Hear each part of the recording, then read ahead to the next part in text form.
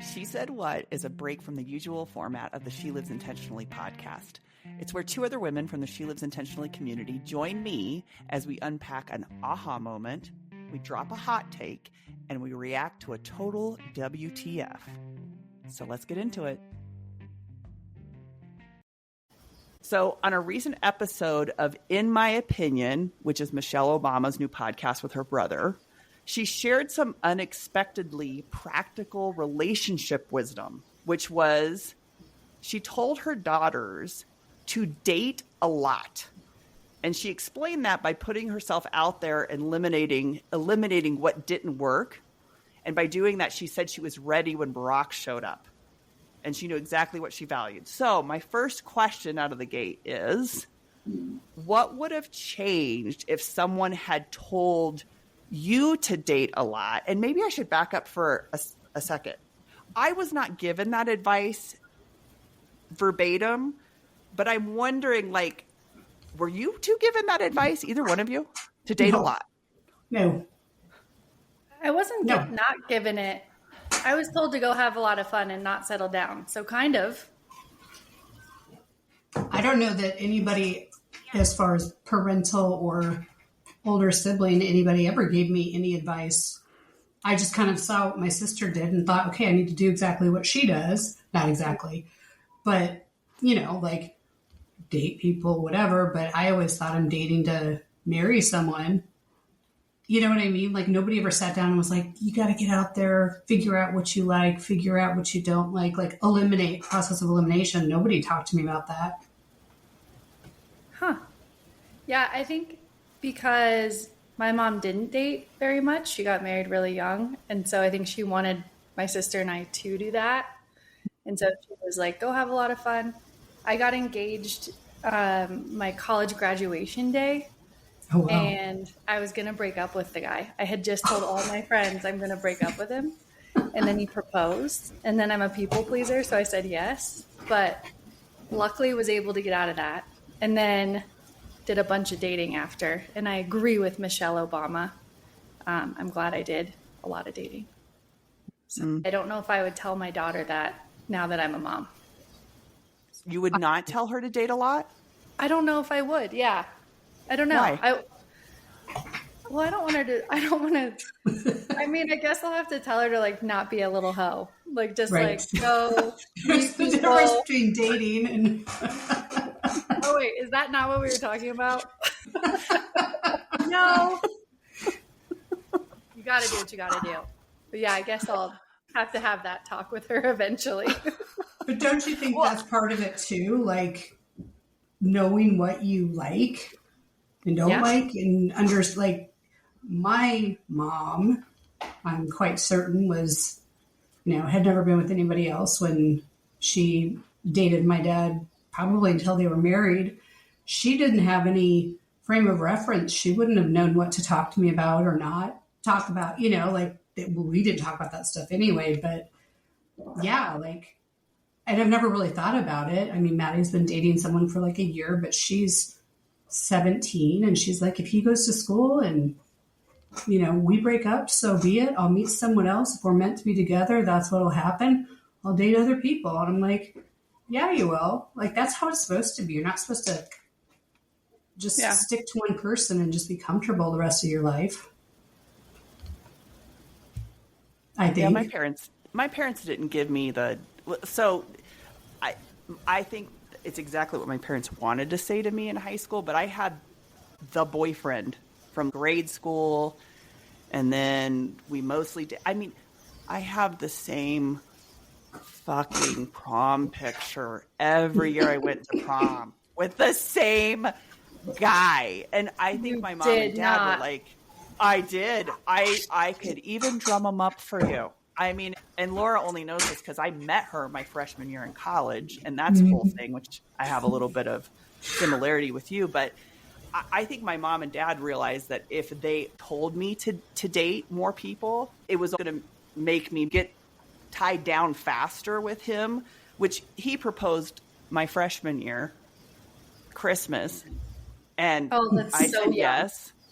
Right. So young. I said yes. And by that spring, after I had finished my first season of basketball and found that, all my other sorority sisters had been experiencing a social life the whole year. I was like, holy shit, there's other guys out here. So I ended up breaking up with him that spring anyway. I actually like the idea on both fronts. So I like the idea of date around and see what you like. It doesn't mean you have to sleep with everybody, but my God, I mean, I do think that's a double standard that we end up doing with girls, though. Mm-hmm. Is that the first thing was, well, if she sleeps around, she's a hoe. Whereas a guy can do that and sort of figure out who's his right mate. Right. I think it's also really important for girls to date, even, later in high school, college, to learn how to say no and know that it's okay to say no, and know that, and I'm not talking just about sex, but just anything. Like, you don't want to go on a date that night. Like, you don't have to. I think there's a lot of build up around centralizing men in our lives from Disney movies and everything else in pop culture. And so it's interesting to see, like, when you do date more and you get those reps in, say like, oh, actually, I don't like going out for sushi, so I'm going to say no to that guy. Or, you get to know what you don't do and don't like on that level too, what you like to do socially.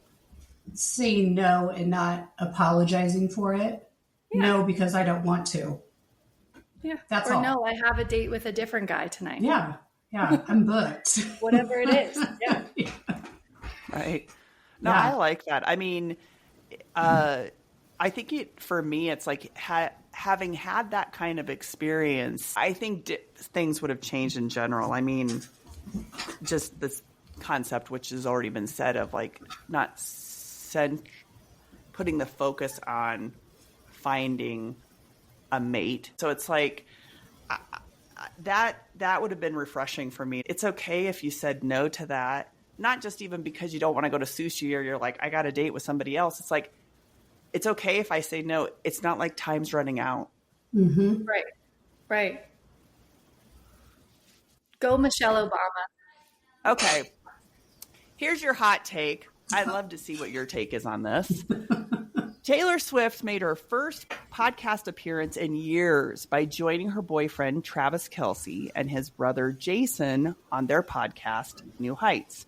She announced her 12th studio album, The Life of a Showgirl, and discussed reclaiming her master recordings. Was this a soft power move or something more calculated? Oh, it's something more calculated, always. I don't even know what it means, but I watched the countdown, I watched the announcement, I watched the podcast for 2 hours. It died at the end of 2 hours, or an hour and 60, which I guarantee you means something. But it came back on. Everything's Easter eggs. Everything's coded. She's been planning this. I could go on forever, ever and ever. Everything's calculated. There's nothing that happens by accident with Taylor Swift. In case no one's picked up on it, Laura is a huge Taylor Swift fan.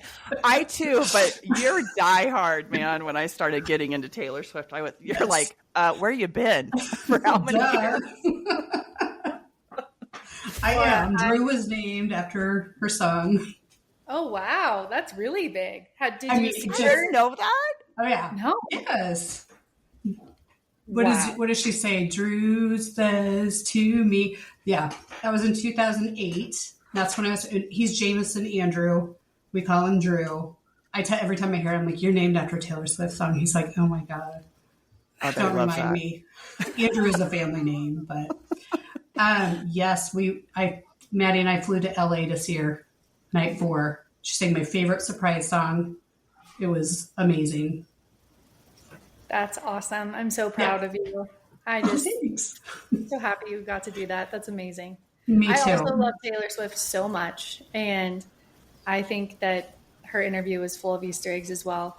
Yes. What I couldn't stop watching once I noticed was that she was making direct eye contact with the camera at every moment in her interview, because I don't think she's done a lot of podcasts. So she doesn't know that we're not filming a music video. We don't have to talk into the camera, but she's so used to cameras in her face, and she's so well trained on a camera that she was just speaking directly to me, actually, when I was watching Yes. it, and my soul. Whereas Travis and his brother, I forgot his name, Jason, is that his name? Jason. The sport guy. They're just looking down, being totally normal. And she just felt very performative in a great way. In the best way. In the best way. I love her. I think the best part is what, Robyn, you just did. You're like, what's the brother's name again? Yeah. All these people that are watching this podcast because Taylor Swift was on it. They're like, who are these guys again? I've always loved her music, but I didn't realize all these things that she puts out, hints and all this stuff. So I just feel like I'm trying to catch up in the last 3 years at this point with Taylor Swift.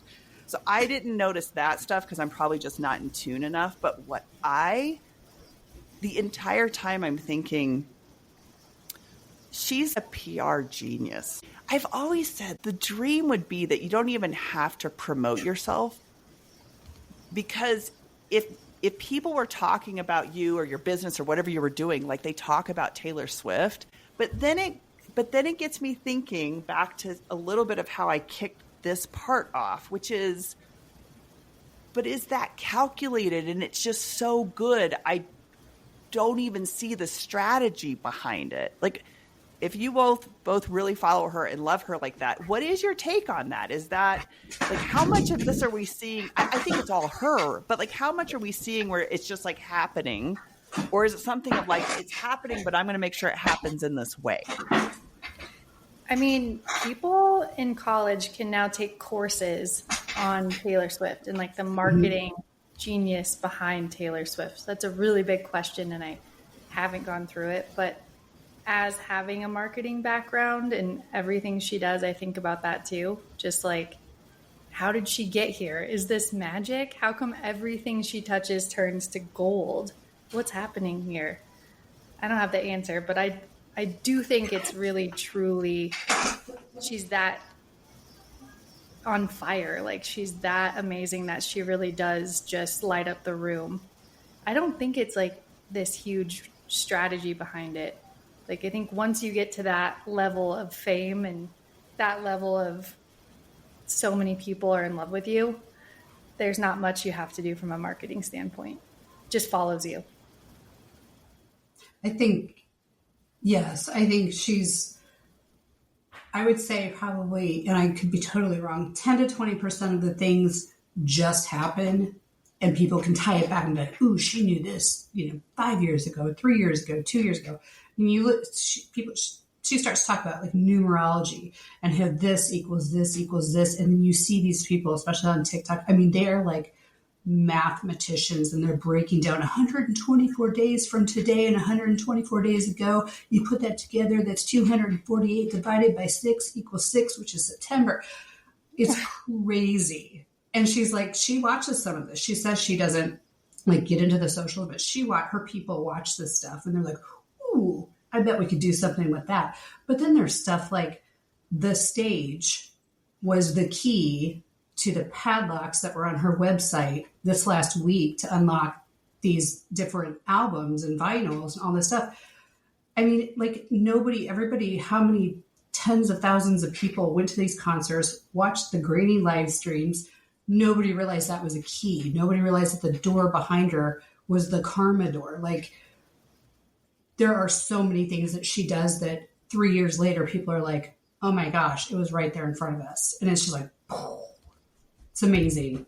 I wish I had half her brain. It's so crazy.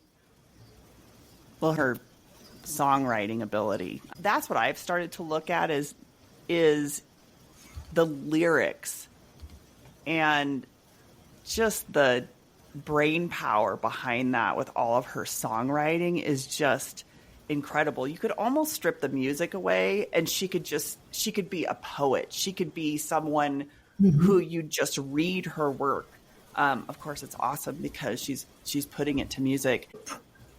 I wanted to talk about the marketing aspect, but I also think about the influence she has as a woman. I think when we were first starting to watch her, because she started so young in the industry, and maybe that was me where I didn't pay attention to it as much because it wasn't that I was growing up with her music like others have done, or have had daughters that have grown up with it.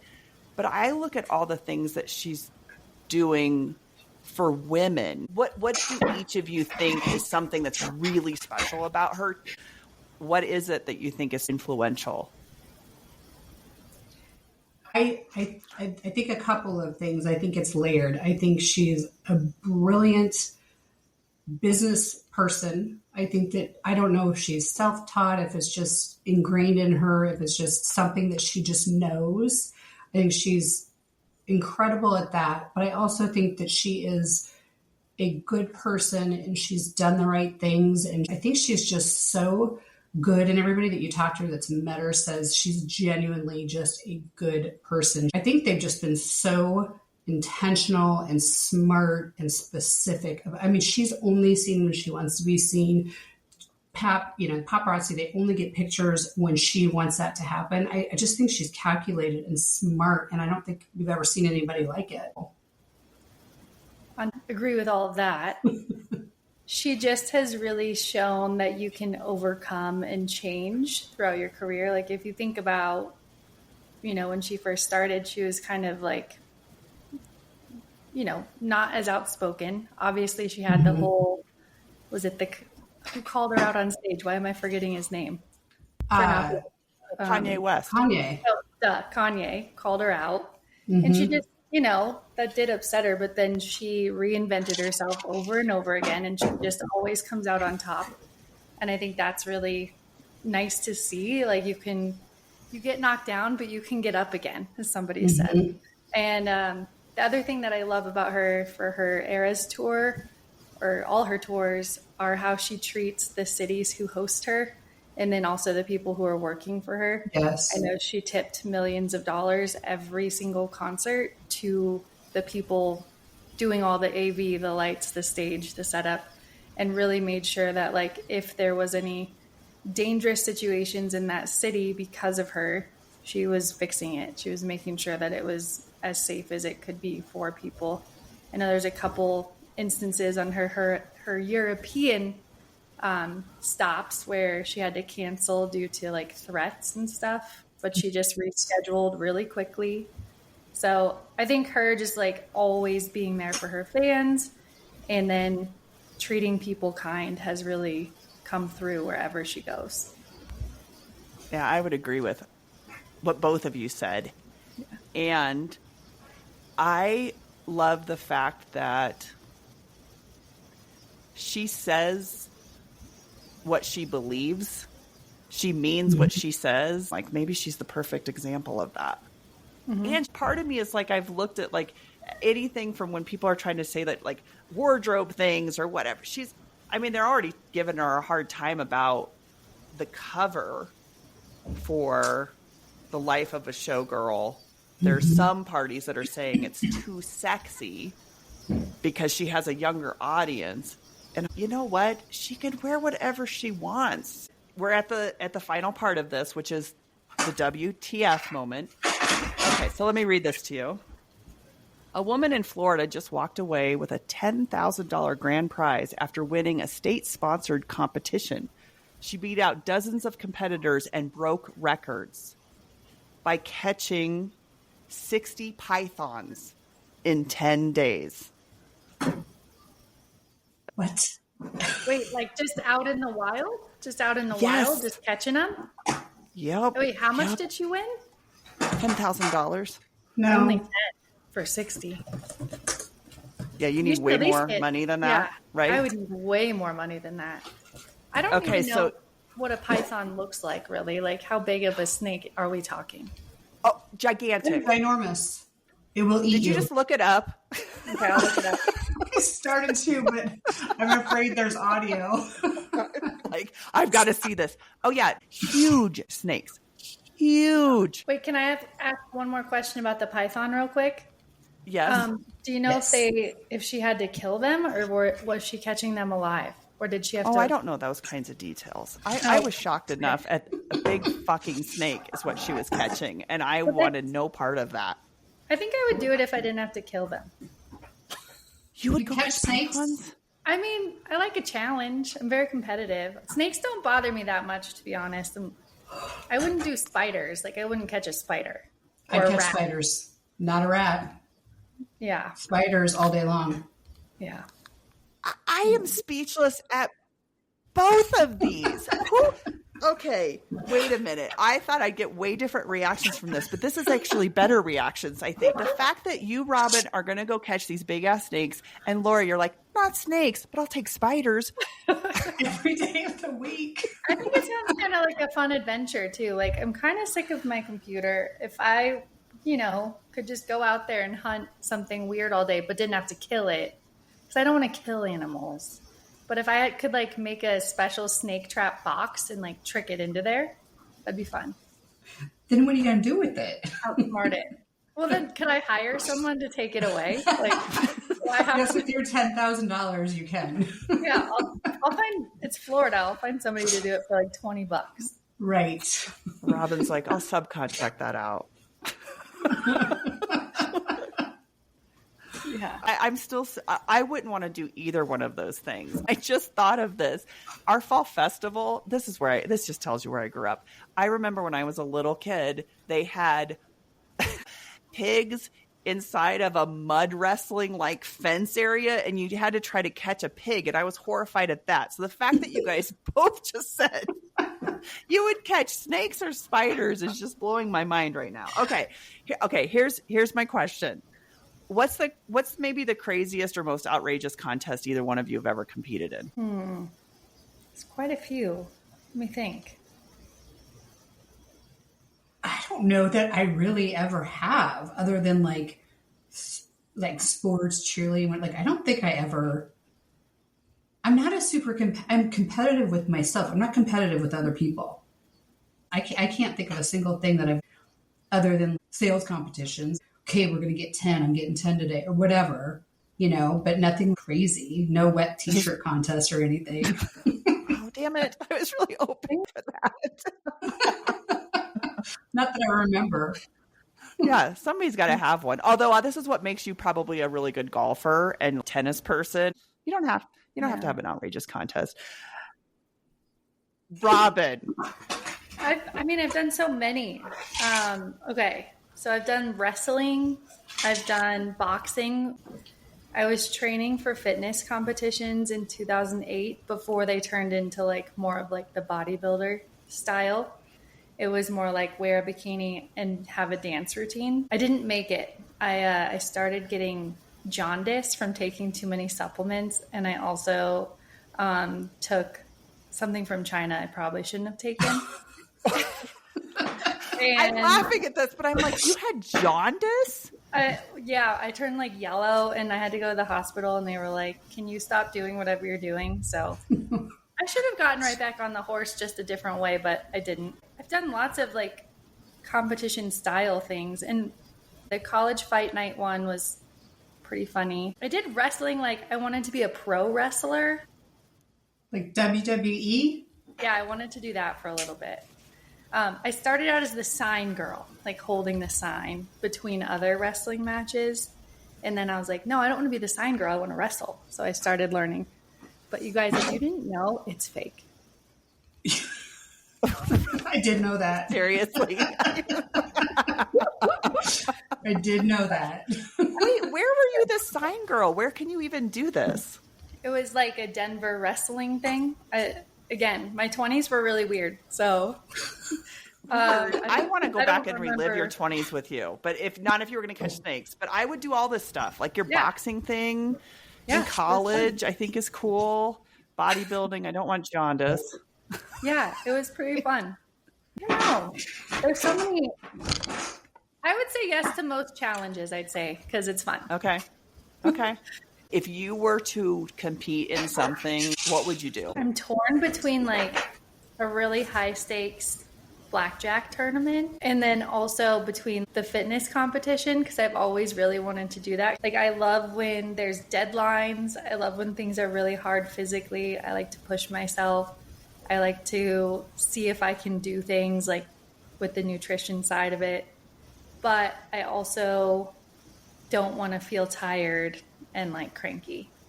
So, but maybe now that I hit the big 4-0 this year, maybe I'll do it. Who knows? Laura, what about you?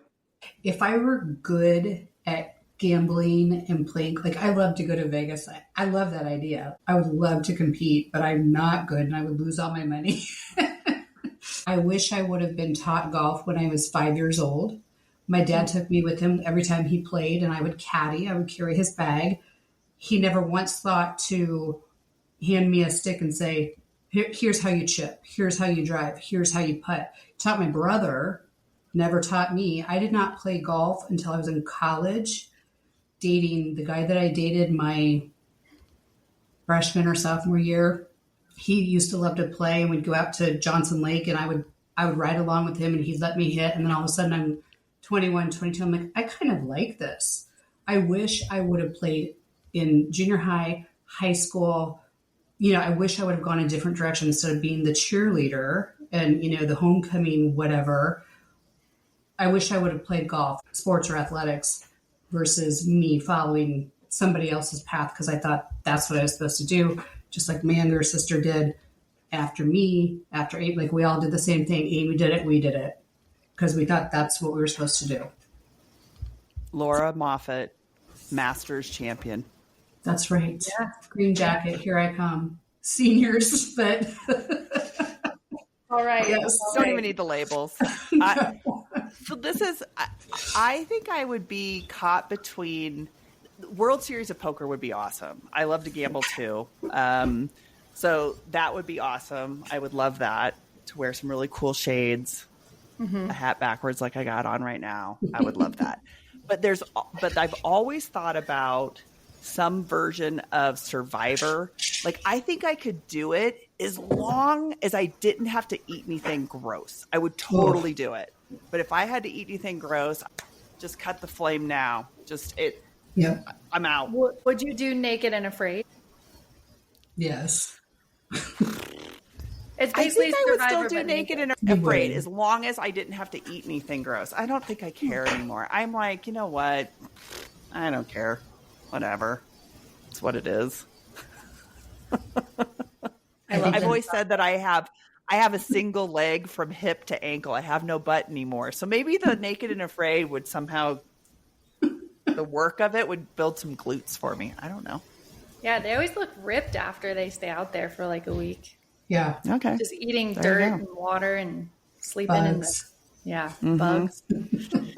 All right. Well, I'm going to watch the physique competition of you over 40 or you winning the blackjack tournament. Laura's going to win the Masters, and maybe I can go Naked and Afraid somewhere and win. I don't know. Can't wait. We'll all get our jackpots and ride off into the sunset. I think the common thread, though, is that we're all going to end up in Vegas together because I hear that. Oh, gamble. So this all ended at the right place. We're going to Vegas. Yeah, with Taylor at the Sphere for a residency. Oh my god, I can't wait. Of course. Manifest. Yes. You had me at Vegas. Right. Okay, same. ladies. This has been fun. Thank you for joining. Thank you. Thank you. It's been so Much fun. Yes. See you later. I'm Laura Moffitt, and I said it. I'm Robyn Anderson, and I said it. Nice. Did you like it? It's pretty easy. Your fucking chair. Was it loud? No. Yes. I'm sorry. Why didn't you say something? Right. I have a I just headphones on. I did. can't hear it. Yeah, after it was It did over. sound like a garbage truck driving through the podcast a few times. I can mute your track when somebody else is talking and you're like, I figured we'd fix it in post. I know. I can't hear it. That's so funny. Just get these big ass headphones over. It's good. It's fine. You didn't do it that much. Yeah, that was funny. That's hilarious. If this conversation made you think, laugh, or say, I needed that, come see what else we're talking about at sheliveintentionally.com.